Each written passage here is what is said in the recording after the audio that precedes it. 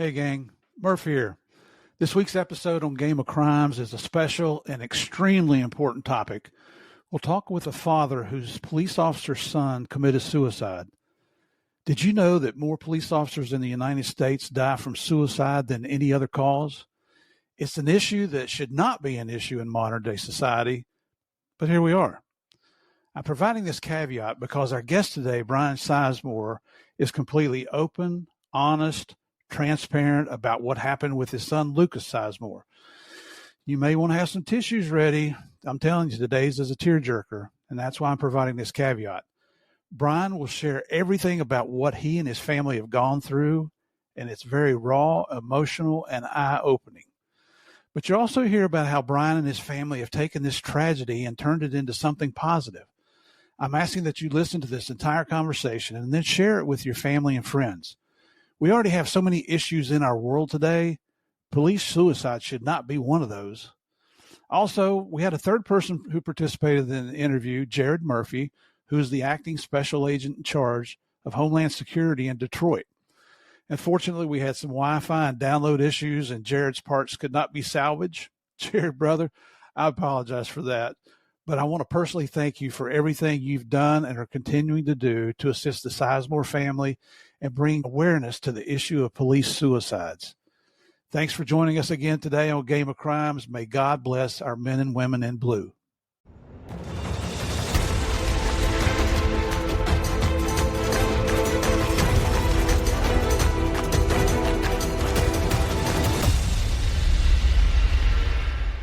Hey, everybody. Welcome back to the next episode of Game of Crimes with Murph in the Morning. This is a very special and different episode this week. You know, I've had a lot of victims on here, or I've had several victims on here, crime victims. But today, you see, I've got a representative family member of a victim. That's Brian Sizemore. Welcome to the Game of Crimes. Glad to have you on here, Brian. Thank you, Murph. Thanks for having us. So Brian here is 25 plus years as an AT&T employee. Mm-hmm. Might wonder why he's here on Game of Crimes. Well, he created what he calls the Lucas Foundation. Our listeners, thank you folks for coming back every week. I can't go by without not thanking you for what you do. I know you're giving me your time, and on Patreon, you're giving me your money. So I truly appreciate that. I hope you'll tell your friends. If you are listening to this and you haven't gone over to YouTube yet, please go over there where you can see the video portions of these. And while you're there, hit that subscribe button for me. We're trying to blow that channel up this year. Now, to get into what today's topic is, and this isn't something that I'm particularly fond of. I haven't been a cop for 38 years, but we're going to talk about police suicide. How sad that has become, how almost epidemic it has become. It's something that we're all familiar with the military, that they average 22 suicides per day. Law enforcement is not at that level, but why should there be any suicides at all? It's horrible. And the more research I did after talking to Brian about this, the more it opens your eyes, but the more it kind of causes a lump in your throat, because these are our heroes. These are our men and women who are brave enough to put on a uniform to go out there and protect us. And I say protect us because I'm no longer in law enforcement. But these men and women are brave enough to go out there and protect us, people they don't even know, and many who hate them simply because they wear a uniform. They present authority. Who would come running if we didn't have law enforcement? Just keep that in the back of your mind, okay? So just to get started here, just so you folks know, we used to have the small town police blotter. I'm cutting that out today just simply because I don't want to waste more time on that. I want us to get into this topic. This is to inform you of what's going on, what you can do to help, and hopefully it startles a lot of people and gets more support going here. If you're wondering how we met, weeks ago, Jared Murphy sent me an email, and he said there's a gentleman that you really need to talk to, and that's Brian Sizemore. Told me a little bit about his son, who, I don't want to get ahead of myself, but his name is Lucas Sizemore. He was a police officer, uniformed police officer with the Atlanta Police Department, and one night just went home and for some unknown reason committed suicide. We're going to get into the story, but here's what I like is Jared told me about this Lucas Foundation and asked if I'd help spread the word. Well, how can you say no to something like that, with considering my background? So we set up this conference call, got to meet Brian on a call. Just throw it out here right now. You guys hear me talk about this all the time. But if you're considering suicide or you're going through a mental crisis, there is a hotline for you. We're going to repeat this regularly throughout this interview. All you have to do is dial 988. You can call 988. You can text 988. You can chat on 988. It's open. It's free. It's confidential. They speak English and Spanish. They will confidentially talk to you and provide you with someone to talk to help you get through whatever crisis or suicidal thoughts that you're going through. And that's not just cops. That's for everybody in the United States and all its territory. So just keep that in mind, 988. Okay. Also, I asked Brian here if I could put this number out. And this is how dedicated he is to bringing attention and awareness to police suicide. He's willing for me to put his personal phone number out so that if any of you law enforcement professionals out there and you're having issues or you want more information, you can call Brian direct. And his number is 734-250-1962. Again, 734-250-1962. That's how dedicated Brian and his family are to doing everything they can to support law enforcement. So maybe we can stop the stigma of police suicide. Okay, that was a long introduction, wasn't it? Brian, if you would, let's just get started here. Tell us about yourself, where you grew up, your family dynamics, where you went to school, how you got involved with AT&T, a little bit about your family. Okay, I'm from a couple small towns right here south of Detroit. Lived here, born and raised all my life, never moved away. Mom and dad, brothers and sisters, all still with us. Was fortunate to grow up in a middle class family where my parents worked and had decent jobs. So, I mean, we weren't rich by no means, but we weren't struggling for to put food on the table and for him to feed us and stuff like that. Attended high school and college here in the area. Like I said, never really moved away. Got married to my wife, Marie, and was fortunate enough to go take a test downtown Detroit at the Bell Building, the Michigan Bell Building. And this is back in the 90s, and passed a litany of tests on a Saturday. It was probably 8 or 9 tests. And at the time, it was the company was called Ameritech. This is the whole Baby Bell breakup thing. Mm-hmm. It's now AT&T, and I've been there going on 26 years. My wife, Marie, is a school teacher here in the area. We, like our parents, we've been fortunate to have good, steady jobs with, benefits and everything that comes with those type of jobs, and be able to raise Lucas and his younger brother, Evan, here in the area, a stable middle-class home. And like I said, we've been blessed. So would you agree if I said, you guys, you're a typical American family? Yeah. Like I said, we've had a lot of breaks go our way. We were always of the opinion you're going to get out of this life what you put into it. So you work your butt off. You go to school, you get an education, you find a job. And again, both of us have been blessed not only to find a good job, but jobs that we both love. And it makes it easier to go to work, Yeah, it does. There's that old saying, find a job you like, you'll never work a day in your life. Right. I found that job. I never thought I'd leave law enforcement, to be honest with you. But you just offered up some words of wisdom there, true words of wisdom, and the fact that you get out of life what you put into it.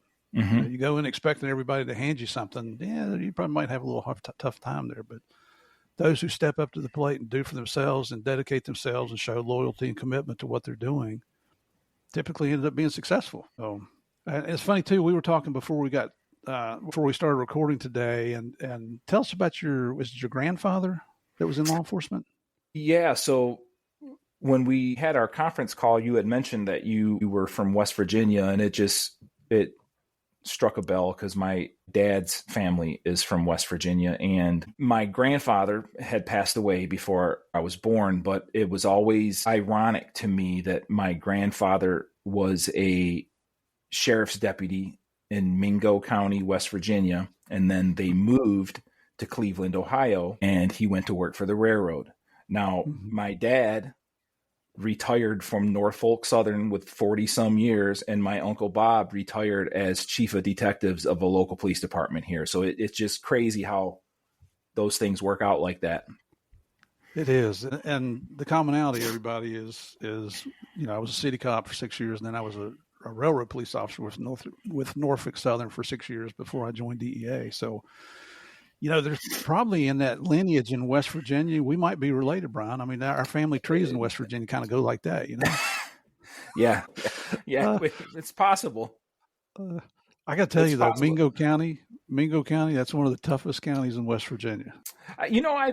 My dad goes back there every once in a while. There's still a lot of family there. One of these days, I'm going to get my butt down there. I've done some research on the family and the area, and back the coal mining wars and all Hatfield and McCoy's. That's all in that region. So it's got some history.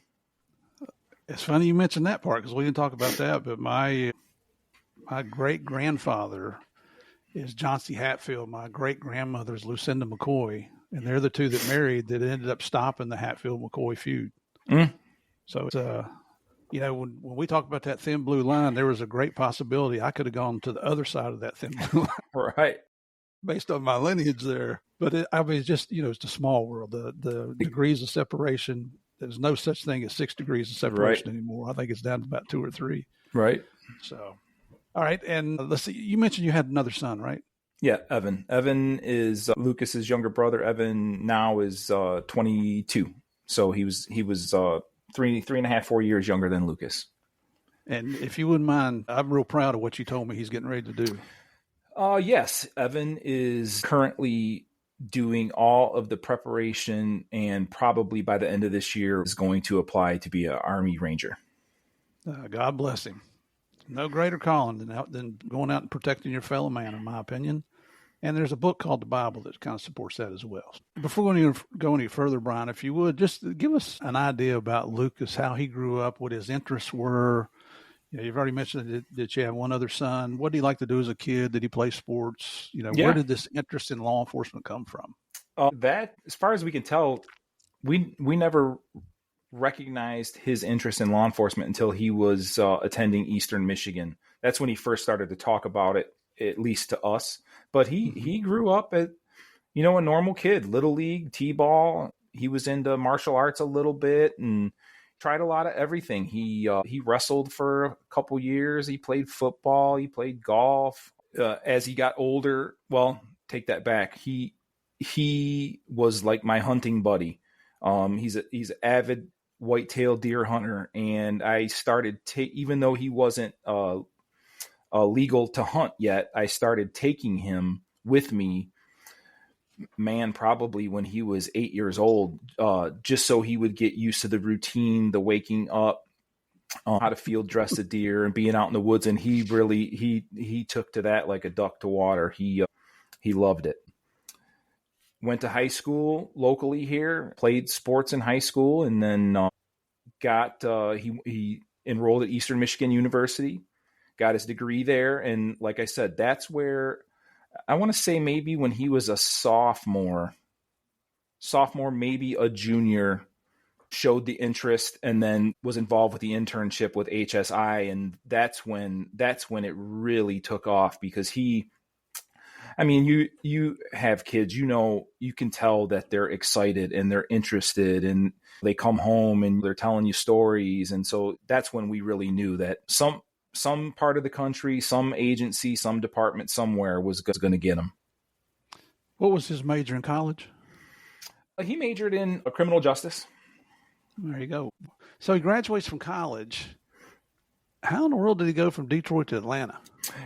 He, again, a lot of family in law enforcement. His uncle, Paul, had just retired from HSI. And that's actually how me and Jared and I and his family kind of bumped into each other. We were at a fundraiser, and Jared's wife, we were speaking with her, just chatting, and she had mentioned that Jared worked for HSI. So we knew we were going to want to talk to him at some point during that day, because we wanted to mention Marie's younger brother, Paul. And when we did meet him, I said, well, maybe Paul. Paul just retired. And he's like, oh yeah, I knew Paul. We worked on some things together. And I said, well, then if you knew Paul, you knew Lucas. Lucas was our son. And that's when Jared connected the dots and figured out who we were. But getting back to Luke, I got a lot of friends right here local that are in law enforcement, local police departments. My cousin at the time was chief of police in a department here. And if Luke wanted to stay in this area and join one of them departments, he would have had a job. All he would have had to do was go apply.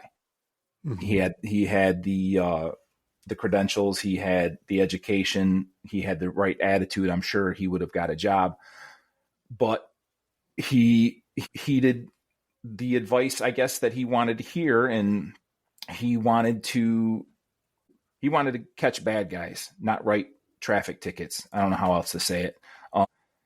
And they all told him, if that's the kind of career you want, you have to, it's got to be a federal agency or it's got to be a big city. And he, at the time, I guess the rules were if you had no law enforcement experience, the only federal agency that you could apply to is the Border Patrol. And he was a little reluctant for that at that point. So he started applying to the major cities. I know, like, for sure he applied to Atlanta. I think he applied to Dallas. I don't think he applied anywhere on the East Coast. I'd have to look. But anyway, Atlanta emailed him and sent a package for some testing for him to do. And he went down there and took a bunch of tests and physicals, and they vetted him. And probably within a week after that, they offered him a position and told him the academy class that if he was going to take the position, what day he would report and what day he would start. And that's how it started. Wow. So he wasn't afraid of leaving the nest, was he? He was ready to get out there and experience. Think what he wanted to do going in. He probably realized that back when he was still at Eastern Michigan, that to be the type of law enforcement officer that he wanted to be, he wasn't going to be able to do that at home. He kind of knew he was going to have to. And that's not to say 5 years from now, he could have made his way back to Detroit with another agency. I think that's what he was aiming for. So you think he's probably going to get some local experience and then try for feds? Yep. That sounds familiar. When he started the academy, did he stay in touch with you, tell you with some of his experiences and things like that? Yeah, even so, while he was in the academy and even after he graduated and was on the job, I talked to him minimum once a day, especially when he was actually on the job. Our shifts kind of overlapped. I was going in as he was getting off and vice versa. So we were able to talk quite a bit. But even when he was at the academy, the Atlanta Police Foundation and Atlanta Police Department have a wonderful facility. It's called Unity Place. And it is I want to say it's 4-story, maybe 5-story apartment apartment building that their 2 bedrooms are the smallest. I think the largest might be a 4-bedroom apartment, and furnished, washer and dryer, everything in the apartments. And those are for the police recruits. And the rent is really cheap. The utilities were included. And when he moved in, like any young man moving in, I had to help him move some stuff in there. And there were issues like with the drains or something. So he was calling me about stuff like that, but he really liked it. I mean, he was all of those recruits are lucky to have a facility like that. It gives them a safe place to stay. They don't have to worry about paying those exorbitant rent fees or living so far out of town that they have a hour commute to get to the academy. Yeah. Well, in Atlanta, an hour could be like 8 miles. Exactly. Traffic is horrible. It is. I was stationed in Atlanta twice in my career with DEA, and now we've got 2 of our 4 children live in Atlanta, and 3 of our 5 grandchildren are there. And yeah, oh my goodness, it just gets worse and worse. The traffic does. I love the area. I love the town, but that traffic is something else. Oh, it just doesn't seem like anything's being done to address it. They've talked about it for my first time there was in 1998. And it was horrible then, and here we are in 2025, and it's still horrible. I don't see much improvement down there. It just gets more crowded there too. More people. Yep. But I tell you what, we did love Atlanta. I worked a lot with the Atlanta Police Department, had some of their officers assigned to the first time I was there, assigned to the HIDA groups, and then later in the OSTEP strike force. Have the utmost respect for them. Some really dedicated, true professionals there. Yep. Yes, they are. Now, so Lucas started the academy in August 22, I believe. Yep, that sounds right. Yep. And then graduated April 23. Yeah, and I don't know if this is I don't know if it's a state of Georgia thing or if this is every state. He had done all the academy work. They swear them in, issue them their firearm, and then they are on the road with a training officer doing their field training, but they have to be sworn law enforcement officers to do that. So when he graduated in May, he's pretty much done. This graduation was just a ceremony, you know? Mm-hmm. Yeah, and I got to tell you, I'm encouraged to hear that they provide housing, because when I was back down there, and this has been years ago, the starting salary for an Atlanta police officer qualified them for food stamps. Right. That's how low the pay was. So what Luke told me was, and this is years before he joined the academy, is the way or the reason that started is, and I don't know if this is true or not, they found academy recruits living in their vehicle because it was too expensive for rent, or you had to live outside the city, and they did, you know what it's like being in the academy. You don't want to be late. So some of them were living in the vehicles, and the police foundation stepped up, the city stepped up and built this facility for them. It's so successful. I know there's a waiting list, and I believe they're trying to build another one. Excellent. That's so encouraging to hear. But that's the dedication of the people that choose a law enforcement career, that you're willing to do that. Mm-hmm. When we were rookies, we didn't want to go home at nighttime because we were afraid we was going to miss some excitement that was going on in the job. And that's, when you're married, that's not real conducive for a marriage. The wife doesn't quite understand who your work wife, the job. That's why when people contact me and ask me if I have any advice about joining the police department or law enforcement, the advice is be prepared for a lifestyle change. This is not a 9-to-5 Monday through Friday. This is a job that will take over your entire life. And if your wife is not on board, or your significant other, your spouse, is not on board, it might be a short-lived marriage. It just consumes your entire life. It becomes a lifestyle. When I retired from DEA and I told my children about it, my oldest son, who lives in Atlanta, he got real quiet on the phone. He's like, "Dad, you are DEA. What do you think you're going to do after DEA?" Because they knew I never wanted to retire. But it just, fortunately, a thing called narcos came along, so that worked out pretty good. When Lucas was in the academy, did he tell you some of the funny stories that went on in the academy, some of the stupid things that happened there? Because it happens in every academy. Yeah, they, the physical stuff, the running, they had an obstacle course that they had to complete, and at the end of the obstacle course was this, I don't know, it's like a 12-foot wall or something. As soon as the recruits come over that wall, the instructors are sitting there with pepper spray and they're getting blasted in the face, and then they all share like what's supposed to be the best remedy for that, baby lotion, milk, whatever. I heard the Johnson & Johnson baby shampoo is supposed to get it off of you and get it off of your skin. And he even told me, he's like, that was the worst thing that he went through at the academy, was that pepper spray. It was painful. Yeah. But again, like I said, I talked to him so much, Steve, that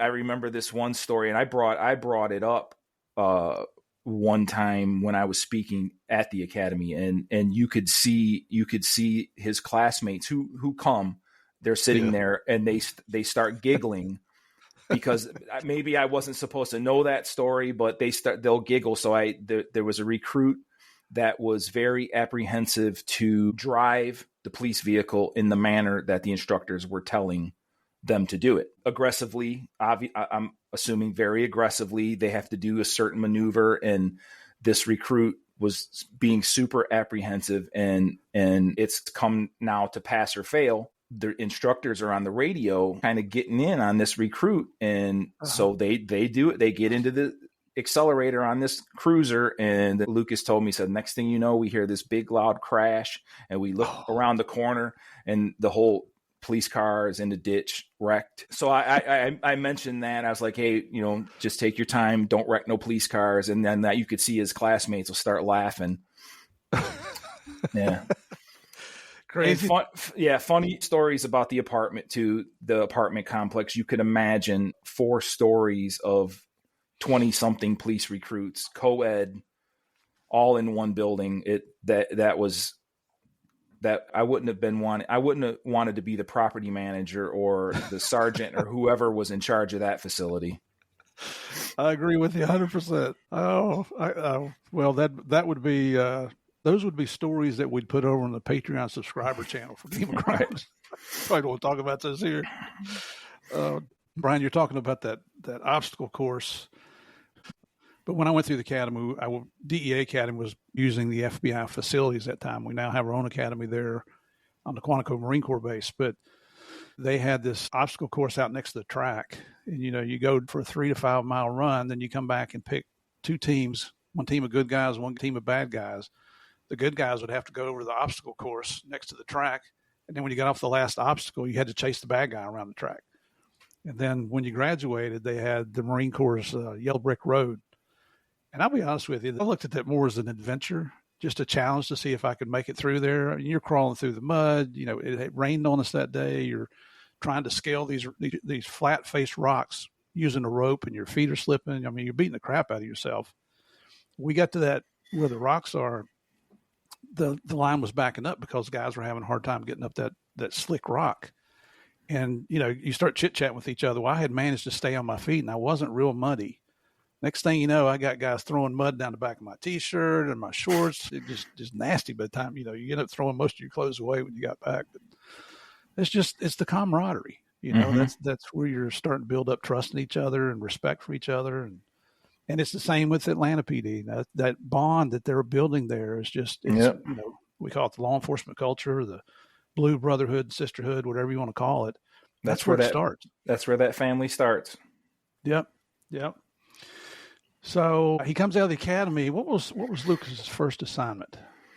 So they, I don't know at what point when he was still in the academy, they were all allowed to preference. In Atlanta, they call them zones. So he was allowed to preference a zone and a shift, and he got what he preferenced. He preferenced zone 4, evening watch.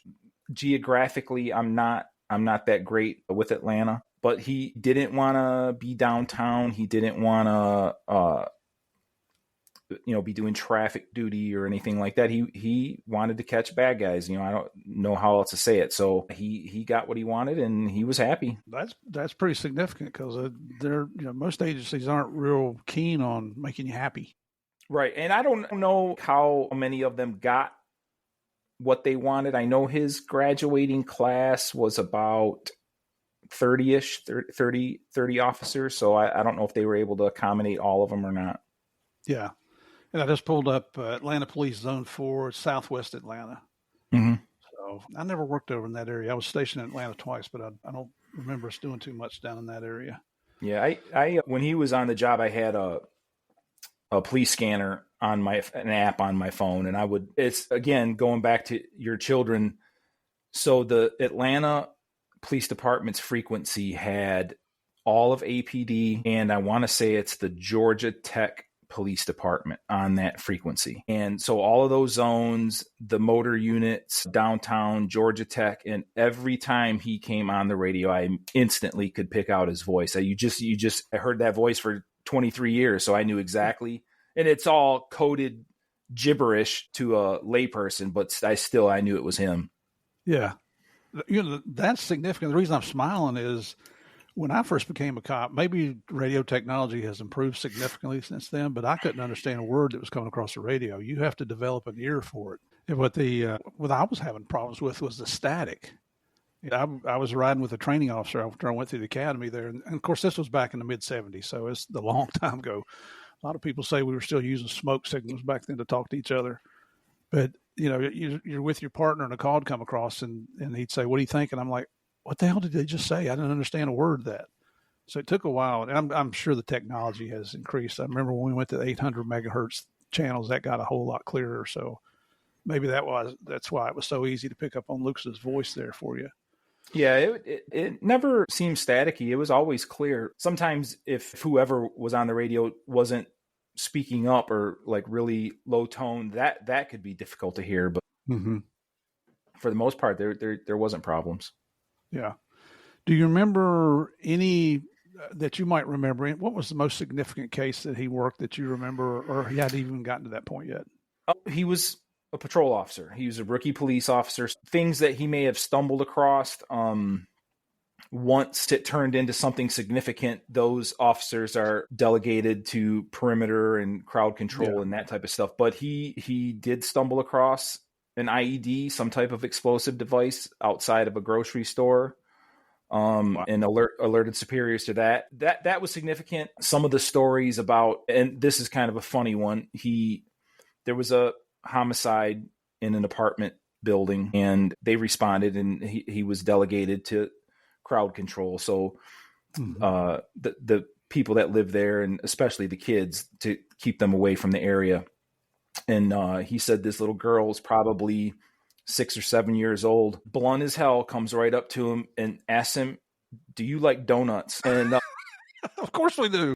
He says to her, "Does it look like I like donuts?" And she said, "Yeah, it does." So one of his training officers told him, I think it was his field training officer, always keep some snacks, some bottled water, stuff like that in your bag, in your car with you, because you hand some kind of sweet snack to a kid like that, or a bottle of water, or a thing of cupcakes to a homeless person. Generally, you're going to get the information that you might be looking for, because you've helped their guard come down a little bit. Hey, that's ingrained in us. If you don't like donuts, you can't be a cop. That's just right. Yeah, he did. The kid loved his donuts. Don't we all? Yeah, people make it's a stereotypical joke in law enforcement, but man, I still like my donuts. So do my grandkids. So he came on the street in April 23. That's right. May 23. Yep. He was already doing his field training, but when they first assigned him to the zone, there are like revolving areas within the zone, different cars. And then maybe a month or two before he passed away, he was given a dedicated beat and his own patrol car. So things were looking up for him. So he's on solo patrol, or is he riding with the partner? Yes. Nope, he was solo. So I know I'm beating around the bush here, but so now we're at January 9th, 2024. And ladies and gentlemen, this is a day I know that these gentlemen will never forget, and I probably won't either after this interview. Brian, I don't know any other way to say this. Would you just mind telling us what happened that day? I was at work. Again, you mentioned I work for AT&T, and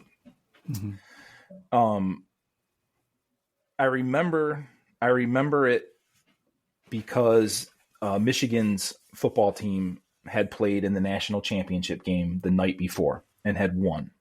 So I had to throw that in there, by the way. I was going to do a thumbs down, but we'll let it slide. So he had moved into an apartment complex, had a 2-bedroom apartment. One of his classmates, one of his really good friends, one of his best friends, also lived in that apartment complex. They had walked around the corner to a little burger beer place, watched some of the game, came back, each went to their own apartment, and that kind of ended their evening. And then again, like shortly after 5 a.m., I'm at work. I got a routine when I walk in there. I set my personal stuff down on this semi-desk table thing, and I go out into the back of the building and see what's got to be done for the day. And one of my coworkers brought me my phone, and she said, "Evan is blowing your phone up. He's called like 5 times." Now, at the time, Evan was playing college football, and they practice at 6:00 in the morning. So he's got to be up. They have a team breakfast every day. So the fact that he was awake and calling was not odd, because I thought maybe something was wrong with his car, or he needed something, or or whatever it was. So I called him back, and he answered the phone, and he says to me, "Dad, you got to sit down." And I said, I'm like, what are you talking about? He said, "Dad, you got to sit down." And excuse my language, but I said, "Evan, just fucking tell me." And he said, "Luke's dead." And I say this because like I still have never asked Evan. I don't know if this is what Evan actually said or it's what my brain wanted to hear. But what my brain heard was that he accidentally shot himself. So now I begin processing all of that. I told him, "Stop everything you're doing, get your butt home." And then I called Marie. And it's just awful. Like she couldn't talk. She was obvious. She was incoherent, highly upset, crying, everything that you can think of. And I told her, I said, "Listen, I'm on my way home. I'll be there in a half hour." Drove home, and especially I work for AT&T. They drill it into our heads so much. All the things that they tell us do not do while you're driving, I did every single one of them. Looking for flights. I can't remember if I texted anybody. It was still really early, so probably not. But I probably looked at my phone more than I did the road. Mm-hmm. Got home, and I walked. My garage is attached, so I walked into the garage and walked into the house, and I know Marie was still standing in the same spot she was standing when I called her. Just without a better way to describe it, she was a mess. Like, and understandable. I didn't know what to say. I mean, what do you say? I told her, I said, "I can't get a flight until early in the afternoon. I'm leaving right now and I'm driving to Atlanta." And my mother-in-law lives with us, and she's 89, I think. So it would have been difficult for her to come with me anyway, but she immediately, she's like, "Nope, I'm not going. I can't go see him like that. I'm not going to go." And I said, "Well, okay, I'm going. I'm not waiting for a brother. I'm not waiting for anybody. I'm leaving right now. I'm going to Atlanta." And that's what I did. I got immediately in my truck and started driving down there. And how long is that drive? That's not just a few hours. It's 11 hours ish. I want to say it took me a little more than 10 hours to get to Marietta. And there's a McDonald's off that Marietta exit, and Chief Shearbaum from APD, I had talked to that guy probably a dozen times that day, and he had Lucas's best friend there and one of his training officers there and a couple patrol cars they actually would not let me drive. They got me out of my pickup truck, and one of the officers drove my truck, and then they bracketed us, and we went downtown to a hotel. How did you know who to call at the police department? Good question. And this is something that I bring up to those recruits when I speak to them, is I knew his roommate. I knew his buddies' names. I knew his training officers' names. I didn't have any of their phone numbers. Mm-hmm. And that's a two-way street. Like I tell them, set up a little call tree with 4 or 5 of your buddies. Make sure they got your family members' phone numbers. You get their family members' phone numbers. In case something happens, we have a number to call. And it could be as fast as like, "Hey, this is Lucas's dad. Oh, okay. Everything's okay. I'll tell Lucas to call you as soon as he can. Everybody's okay." It could be just that fast, just to relieve the stress of a parent or a family member.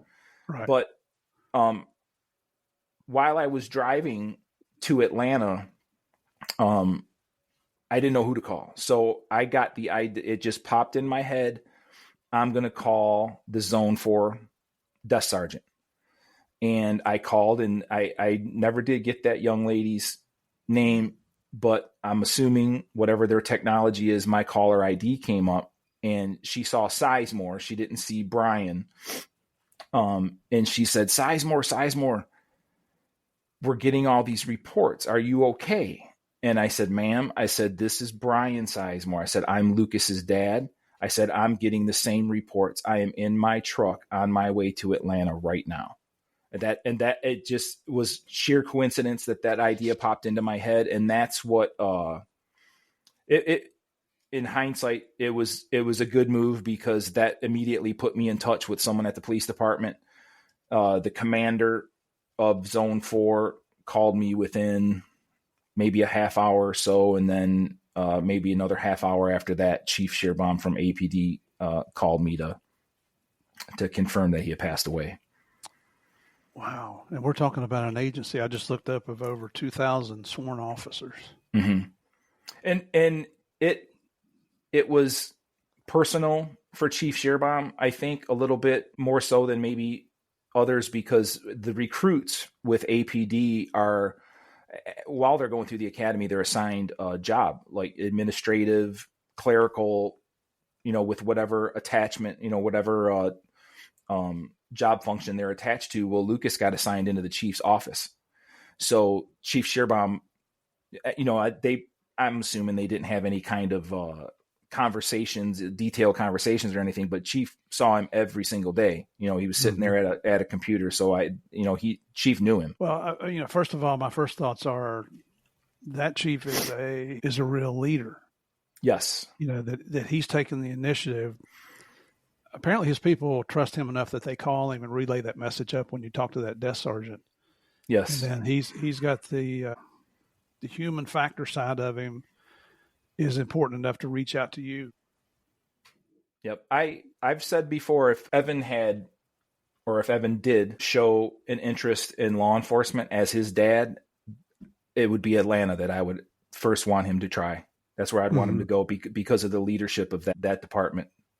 Well, that's impressive, because it's sad to say it's not like that everywhere, and it's not even like that in all the federal agencies. As administrators come and go, just like they do with you guys, and their priorities, a lot of them don't have any law enforcement experience. They might be lawyers or whatever, but they don't understand that law enforcement culture. Not to talk about DEA overly, but that's something they created back when I was still in the job that was just phenomenal, sending some specific agents to get that additional training.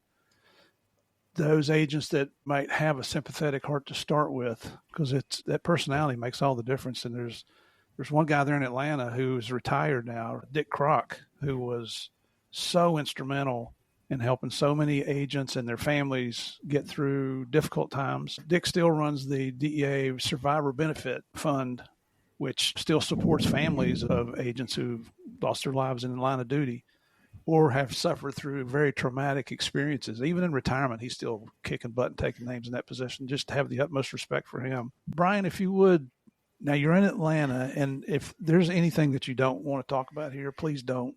No, that's okay. But, and for our listeners, we discussed this before we ever started this recording, and Brian is very open and honest and wants the story out there. Now you get there to Atlanta, you got police officers with you. It's the evening time, I'm guessing. And it was about go to sleep. There's some moments of that time in Atlanta that are still fuzzy. I didn't sleep. I don't think I didn't sleep that night. I was actually up walking the halls of the hotel. But when I got there, the police foundation, God bless them, had accommodations set up for me. They had a room for me. Man, I can't remember the hotel. Forgive me.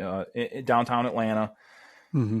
And when I walked in, they, like I told you, they drove my truck, and we, bracketed us down to the hotel. I walked in, and Chief Shearbaum was there. His detail was there. There was a couple chaplains. There was some detectives. Every bit of 12 to 20 APD officers. and they had a conference room established up on one of the upper floors, and we went up there, and I knew that they were going to have to ask some questions, and I knew that's why the detectives were there, and they asked what you would expect. Did I know what had happened? Why did I know anything? Did I hear anything? Did he send any kind of text? Did he call? And there was none of that. Not one indication in any form. I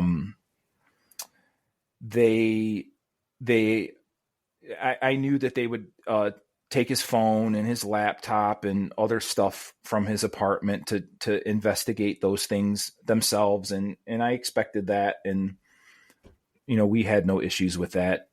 The detective said we would get all of that back when they were done. And now, mind you, again, Chief Shearbaum knew him. So this, I do think this affected him. He sat right next to me, and I got a little testy, I would guess. And when they were done asking me questions, I had some questions. I said, I wanted to know, because at that point, I don't know how he committed suicide. So I asked, and they told me. I asked if his organs were recoverable, and they were not. Just because I didn't know if he had that on his driver's license or not, but if it was possible for us to donate his organs, we would have. I asked who had his badge, because I wanted his badge. And Chief Shearbaum told me, don't worry about it. We got your. Take your time. He said that we would get it. And that 11-hour drive down there gave me a lot of time to think. And it was then that I asked Chief to step out in the hallway. And I told him, I said, listen, we don't want families to have to go through this anymore. We want to start a foundation. And, I don't know what we're going to call it or any of that. And he's patting me on the back. He's giving me a hug, and he said, we'll partner with you on anything you try to do. We're on board with you 100%. And they have been. I can't say enough about those people. So, as you were alluding to, that little meeting broke up, and I was exhausted. They had got me stuff to eat, and you take like 2 bites of something, and you don't feel like eating. You try to sleep, and you can't sleep. So most of that night, I was roaming the halls of that hotel, just thinking, or, everything. I had a notepad next to the bed, because now I'm in the middle of, I'm the oldest sibling in my family. As I said earlier, both my parents are still alive. I've never had to make any kind of funeral arrangements. I didn't know what to do or even where to start. So one of the chaplains helped me with that and gave me some names of places to call. And I'm in the middle of trying to do that, and things are popping in my head. I got to do this, I got to do that. And I'm, writing stuff down, and I'm calling, the whole ride down there, I'm calling family members and having to tell them that he was gone. That right there is repeatedly having to do that, because you got to call all your family. That's extremely difficult. Yes, it was a horrible day. So when did they let you actually go to Lucas's apartment? It was 2 days after. They spent that whole evening and the next day cleaning. They treat it like a crime scene. We had to, obviously he was at the medical examiners, and once we were able to take him to a funeral home and make those arrangements, but eventually they did let me go to his apartment, and I have a pickup truck, and he had bought a Ford Fusion, I think it was. And this wasn't even planned, but if I had flown, I would have had to rent a truck or something, because we had to clean his apartment out. We had to get his belongings and stuff out of there. And his friends and a couple of the sergeants from Chief's Detail, and those guys rounded up some boxes for me and garbage bags and all of those things to get his belongings. And Marie's younger brother, Paul, not so subtly, he's got colleagues in Atlanta, and he reached out at some point during the previous day and probably confirmed and got the details. So when he knew I was going to Lucas's apartment to clean his apartment out, he's like, "Do you want me to come? Do you want me?" I'm like, "Nope, I can do it. I got it." And he says, "Brian, don't go in the bathroom." So I'm not dumb. And by that point I had knew where and how he had taken his own life. So I wasn't planning on going in the bathroom, but when we opened the door and walked into his apartment, the layout of his apartment is you open the door, you look down the hallway, the hallway's right there. The bathroom's right there to the left. So you can't miss it. I mean, it's right in front of you. And when I walked in, I could still smell him. I could smell his cologne, and he still had dishes, dirty dishes, and food in the refrigerator, and I could smell his clothes, and that was really hard. That was probably the first time that I really broke down, and I'm so glad that his friends were with me, because I wouldn't have been able to do that by myself. So that lasted a couple minutes, and I just went into like a work mode, and we got to get his stuff out of there. And so I started taking boxes and bags, walked through the kitchen towards the bathroom, and then that's when I noticed that they couldn't clean it.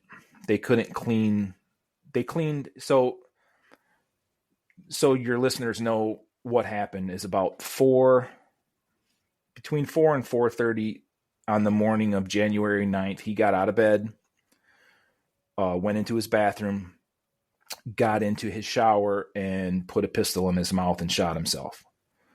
The shower, the tub they were able to clean, the shower curtain was no longer there. I'm assuming they threw it away. The floor, I would guess, had so much blood on it they couldn't clean it, so they ripped it out. They ripped the floor of the bathroom out and part of the hallway. The flooring was gone, and a lot of the molding, the baseboard molding and stuff like that.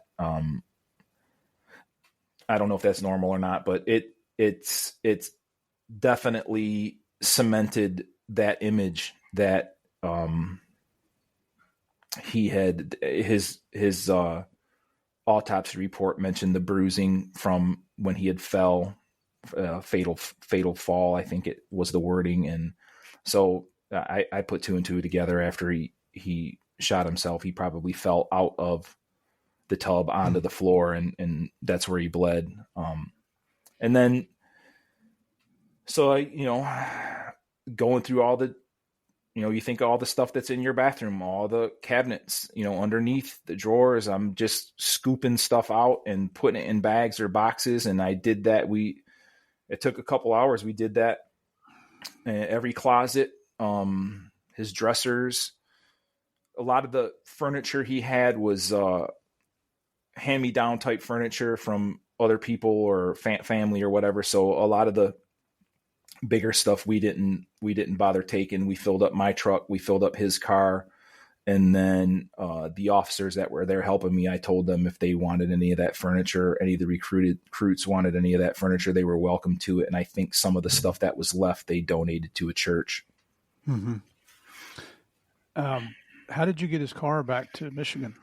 His same young man, same best friend that lives there in that apartment complex, and another officer, I don't remember which one. The APD's honor guard, I don't know, probably a dozen or 15 officers plus those two. When they drove up for his funeral service, they drove his car up to me. To this day, has there been any revelation, any idea what caused Lucas to take his own life? No. The investigators, the detectives went through everything. Once we got all his stuff home, like one by one, notebooks or papers, we went through everything that we took out of that apartment. So there was no indications, no texts, no emails. His friends were just as shocked. He didn't say anything to anybody. Marie and I had went to some grief counselors, and the one lady said if he was having thoughts like that, it's just the stars aligned at that specific day and time, and it happened. So sorry for what you've gone through.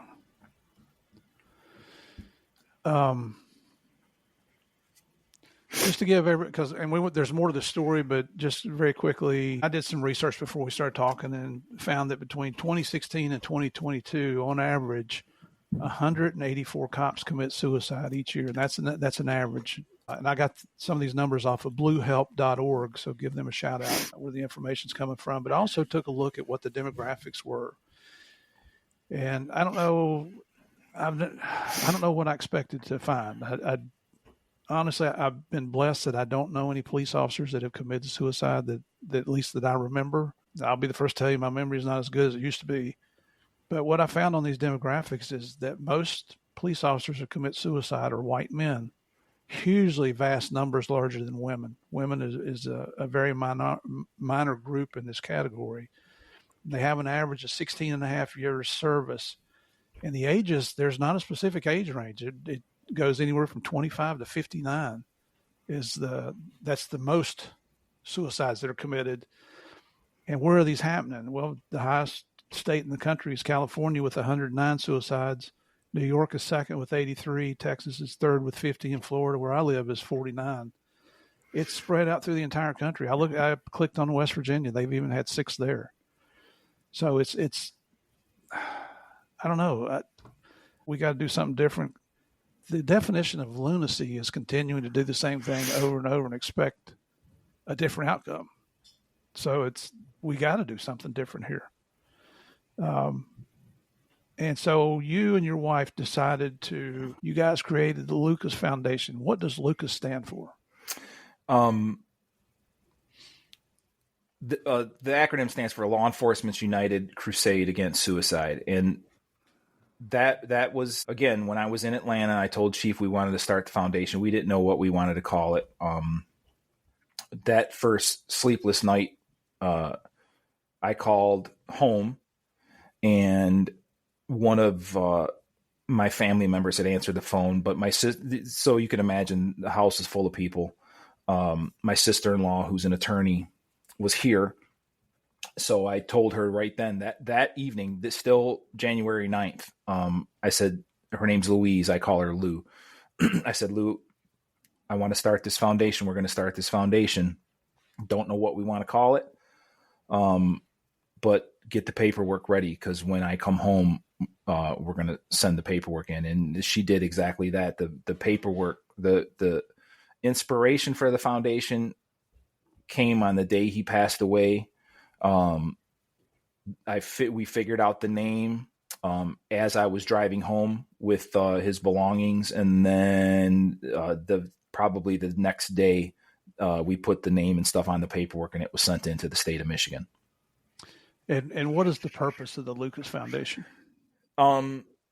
Exactly some of the things Jared just said, and you're right, Murph. God bless him, because there's he has been so helpful.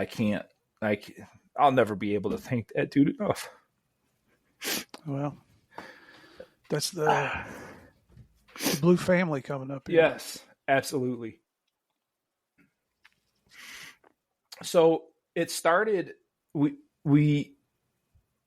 it's hard to put a finger on what is wrong. I'm not, and by no means, a mental health professional, but like Jared said, whatever. And I've never sat in on a training program or a curriculum that law enforcement might go through, or what is it that they talk about, or what is it that they tell you, but it's not working. Mm-hmm. How to fix that, I'm not 100% sure. I'm like I said, I'm not a mental health professional, but I do know that going back to Lucas's academy days, and this is an example of their mentality, and I think it is somewhat starts there, is all those recruits. Lucas, the public safety training center now is brand new, so he went through the academy at a different facility, an older facility, and all their running and physical fitness exercises, most of it was done on an asphalt road running through that academy. So his legs and his knees and ankles were constantly sore, and those I call them kids, because when I look at them, they're so young looking, but they're not. They're brave men and women. They would roll an ankle and would not want to say anything to anybody, because they would get sent to the infirmary, or they get sent to Grady for x-rays. And now you're in class 277. You missed 2 days for that.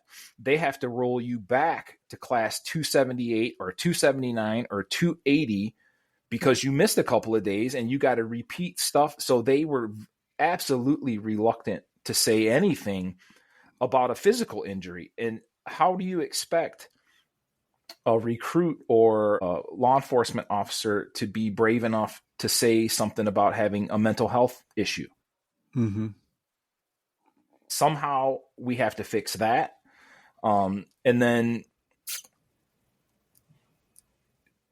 just as a human, I think if you need to talk to somebody, just me personally, if I need help, I want to talk to somebody that has been in my shoes, that knows exactly where I'm coming from, has dealt with the things that I have to deal with, and knows exactly what I'm talking about.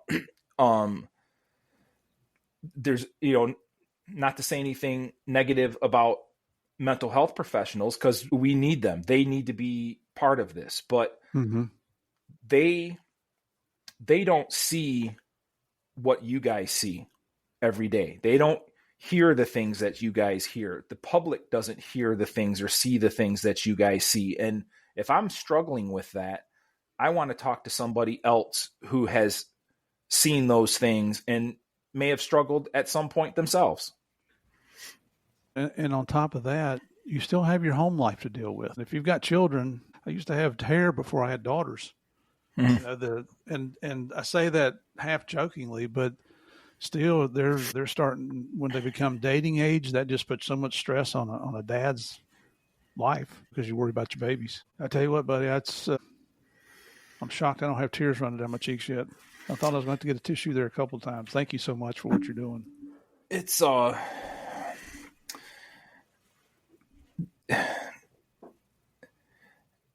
during that drive down there, I don't want to say I'm built different or anything like that. I'm not claiming that, but I got to a point where I think I realized that I will grieve him for the rest of my life. It would be, I don't know if it'd be easy. I mean, we lost our son here, one of our children here a few months ago, and it's not easy. So I guess that's the wrong word to pick. But at the same time, it would be easy to step back and say, somebody needs to do something about this. But you and your wife, you didn't just step back and let somebody else do it. You started a foundation here that there are psychologists out there, maybe psychiatrists as well, who specialize in trauma events. And I'm thinking specifically, we had a guest on here back in February, Brent Cartwright, who was with Kansas City Police, was shot in the line of duty, working a lot of undercover. And he now goes around and speaks at conferences in conjunction with a psychologist. It's the first team I've heard like that. And he just speaks her praises because, he was. What's the psychologist's name? Do you remember? I will get that for you. It's a strange last name that I'm not familiar with. I'll have to look it up, but I will certainly get that for you. Some lady in Atlanta that I'm trying to work on some things with, and she has some connections established with first responders and some police chief organizations. She does all of the officer wellness and mental health initiatives for APD and the fire department. Her name is Dr. Carla Moore, and she is wonderful. The first time that I spoke to the police academy there, we weren't kind of doing it together, but our segments were one after the other. And so it tied in. And every time I've talked to her, everything she's doing, everything that she has done, and more importantly, how Chief Shearbaum and the police department there are receiving that and what they're doing to help push that forward is wonderful. I don't know what it's like in other police departments, but that one I would bet you is leading the nation, if not in the top 5 for what they're trying to do. That's outstanding. That's very encouraging to hear. Just want to point out one other statistics here to our listeners is, and you can look this up yourself. Look up on Google traumatic incidents that a normal person goes through. And what you'll see is that the normal person will experience 3 to 5 traumatic events in their life. When you look at law enforcement, hang on, they encounter between 400 and 600 traumatic incidents just in their careers. That's just career-based events. Where a normal person goes 3 to 5, and cops are going through 400 to 600, and we wonder why we have a suicide issue. Man, if that doesn't open your eyes, nothing will. All right. Those of you that don't, you've heard me say this before, if you don't agree that something needs to be done, go listen to another podcast, because this is not the podcast that you need to be listening to. Game of Crimes is all about showing the sacrifice and the bravery and the commitment and the perseverance that law enforcement, military, and first responders have to do this damn job. Again, it's protecting your fellow man. So it just astounds me, the stupidness that's out there when people say defund the police or all the crap that goes along with ignorant people. I'm going to guess you didn't come from a wealthy family, Brian. Is that right? No, just middle class. Dad worked for the railroad for 40 years. So, with the money he brought home, that's what fed his family, his 4 kids, and my mom. How are you funding the Lucas Foundation? We have initially, and even now, a lot of the funding, a lot of the supplies, a lot of those things we pay for out of our pocket. Got no problem doing that. But we are now little by little starting to attract smaller local sponsors, and now starting to get some bigger national sponsors as well. There's several ways for people to donate. We usually have some type of small fundraiser going on here in the Metro Detroit area, but the relay that Jared really took by the horns and is really helping drive this is our first national event. And we're hoping to raise the awareness and get the word out mostly, but of course, raise the funds to help with these training programs and stuff that we're trying to go after. And I'm not ignoring you. What I'm doing is I'm actually making a donation right now just to show everybody how easy this is. This is how long it's going to take you. It's not a significant amount of money, but I'm going to guess every penny helps in this type of situation. Every penny helps. Every dollar. So bear with me here, everyone. This is probably the most important thing I'm going to do all week. And Murph, someone, I can't remember who said that to us. You get focused on corporations and large donors and large sponsors, which, don't get me wrong, we want every one of them. And you pray that one day you get a letter or an email saying that XYZ corporation is going to give you $1 million. But it's just as important to have 1 million people give us $1 each. Okay. Just that's how long it took. Yes. Thank you so much.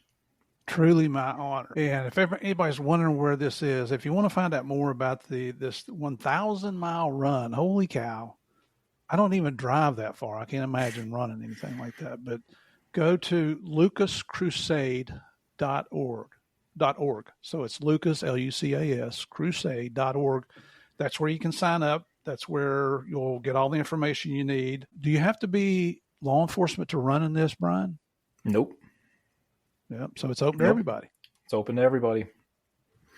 And they're not asking you to run 1,000 miles, folks. They're asking you to run a leg of it. And I'm sure any part that you can do to participate in that is going to be greatly appreciated. Now, in the event that's happening on June 18th, so folks, I'll be in Detroit, or actually Pontiac. We're going to be at the UWM Sports Complex in Pontiac. And they have other events, like they've started this something I will never participate in, a polar plunge in the wintertime in the Detroit River. What do you have to be drunk to go do that? Or no, it's probably not a good idea. That started kind of by accident. After Lucas's services, the Honor Guard, the Atlanta Honor Guard, was in town along with a lot of the officers, and there's supposedly getting in that cold water is therapeutic. It's good for your circulatory system, your muscles, etc. And there's a group here of law enforcement officers that do that regularly through the winter, 3-4 times a week. So long story short, I talked to Chief Shearbaum the morning after his Lucas's service. He was already at the airport. And he indicated to me, like, we're just chit-chatting, and he said that Deputy Chief Starzik from a local department here was taking some of his guys, the Honor Guard guys, to go do a polar plunge. And Chief kept talking, and I said, hold on. I said, back up a second. I said, your guys are going to go do this? And he says, yeah, they're supposed to pick them up at like 7 o'clock. And I said, 7 a.m. It's still dark in January. I said, I'm going to go watch this. So I went and it was brutal and it was funny and all of those things. I felt so bad for those guys. Well, fast forward a couple of weeks and I called Deputy Chief Starzik here locally. I said, Andy, I got to tell you something funny. And he says, what's that? I said, Evan wants to go in that water. And he said, oh, great. I'm like, that's not the funny part. I said, if Evan's going to go, I'm going to go. Oh. And then he started laughing and then he turned it into this law enforcement thing. And lo and behold, a month later, 2 days before what would have been Lucas's birthday, we got 48 people to go. I think it was 48 to go in the water. And it is as bad as it looks. So again, it's one of them things that you think is a coincidence, but it's bigger than that. It's higher than that. The first time we did it was 2 days before his birthday, and we really didn't even consider that but that led into now every year the annual polar plunge will be on the Saturday closest to his birthday. And Wow. and Jared and a bunch of law enforcement personnel came and participated this past February, and we were fortunate to get Faraz from WXYZ to come, and he actually got in the water, and that was brutal to watch. So it's a struggle, and it's kind of fun, to see. Yeah. I guess that's kind of cruel to say it. It's fun to watch someone struggle, get in and out of that water, but it's something that brings us all together, even if only for a few minutes.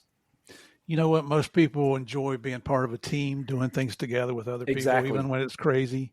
Exactly. And I think when it's for a good cause, why not? So we're coming up to the end here, ladies and gentlemen, and you heard us talk about donating. I just showed you how quick you can do it. You go to either the law enforcement's plural, an S on the end of law enforcement's United Crusade Against Suicide.com. It's easier to Google Lucas Foundation. That's how I found it originally. Or you can also go to lucascrusade.org, and you can make donations there. A minute or two, there's one of the best causes I've ever heard is to try to help our first responders out there. So we talked about donation. What other things can you do, even though you're not in law enforcement? Well, support our law enforcement and our first responders. Well, how do you do that? Speak up when people say defund the police. Speak up for what's right. Don't be bashful. Tell them how stupid that sounds.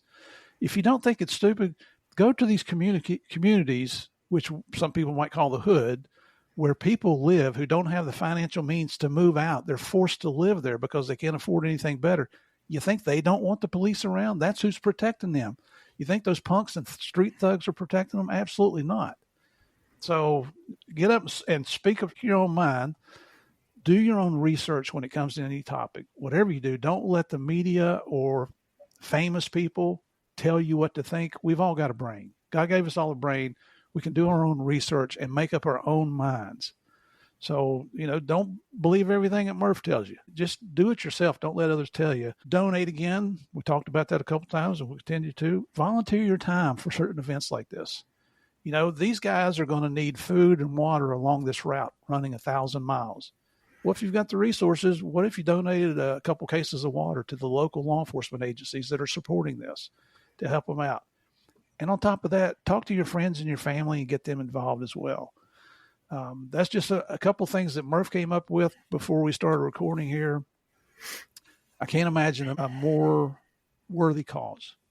So before I let you guys go, any words of wisdom or advice you got for us? Any last statement you want to make here? Yeah, Murph, I just want your listeners to remember, like when, you're talking about law enforcement officers from whatever agency or department, whatever part of the country, that's somebody's spouse. That's somebody's dad or wife or mom. That's somebody's son or daughter.